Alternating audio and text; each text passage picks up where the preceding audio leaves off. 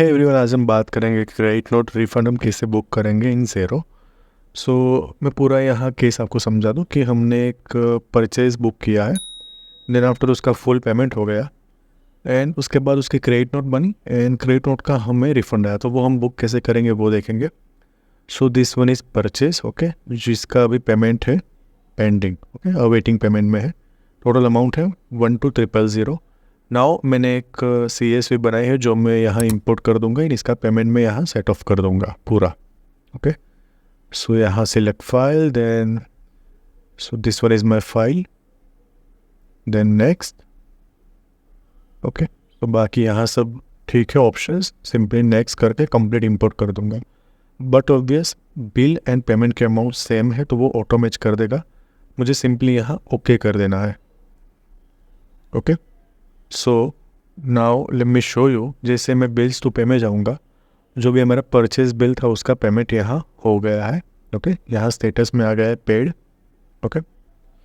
Now अब मैं credit note raise करूँगा। अज्यूम दैट कि जो भी हमने परचेज़ किया है उसमें से कुछ पार्शियल हमने रिटर्न कर दिया, ओके, जिसके हमने क्रेडिट नोट भी यहाँ क्रिएट कर दी एंड उसके बाद जो भी सप्लायर है उसने हमें रिफ़ंड भी कर दिया, ओके। सो यहाँ से मैं एक पहले क्रेडिट नोट क्रिएट कर दूँगा।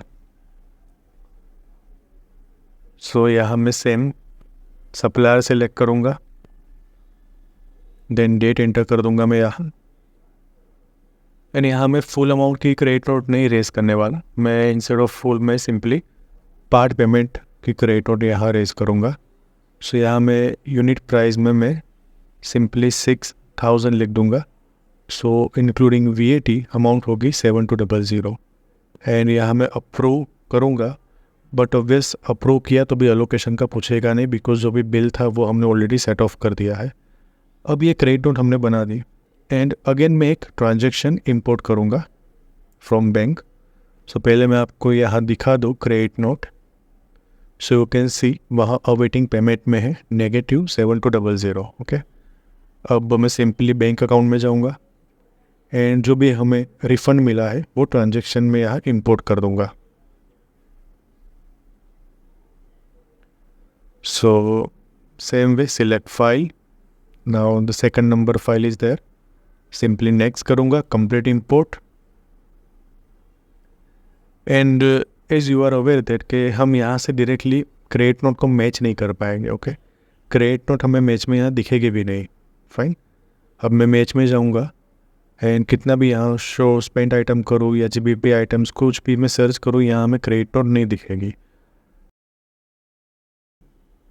क्रेडिट नोट का जो पेमेंट है वो हम सेट ऑफ कैसे करेंगे वो देखेंगे, फाइन। सो सिंपली आपको क्रेडिट नोट यहाँ ओपन कर देनी है एंड जैसे ही नीचे जाएंगे आपको ऑप्शन मिलेगा received as cash refund, okay. So यहाँ आपको सिंपली एंटर करनी है अमाउंट जो कि हमारी बैंक में आई है वो, एंड आपको यहाँ सेम डेट भी सिलेक्ट करनी है।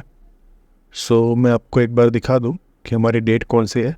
सो 7,200 हमें रिसीव हुआ है 3 नवंबर को, ओके। सो मैं यहाँ अमाउंट भी सेम लिख दी 7,200 एंड यहाँ 3 नवंबर कर दूँगा।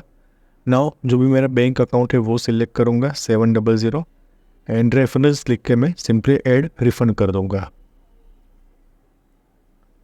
ओके। सो ये हमारा जो भी क्रेडिट नोट का पेंडिंग दिखा रहा था वो यहाँ सेट ऑफ हो गया, फाइन। देखिए अवेटिंग पेमेंट में से वो पेड में चला गया, फाइन।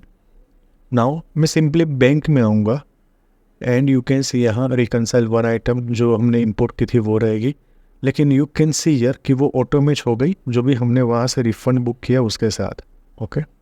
जैसे ओके करूँगा तो ये ट्रांजैक्शन भी हमारा नील हो गया एंड जो भी हमने क्रेडिट नोट बनाई थी वो तो ऑलरेडी उसका तो सेट ऑफ ही हो गया है।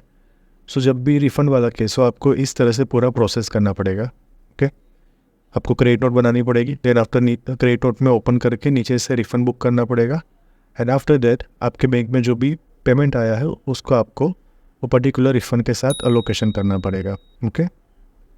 So this is for today, kindly like the video and subscribe the channel, thank you.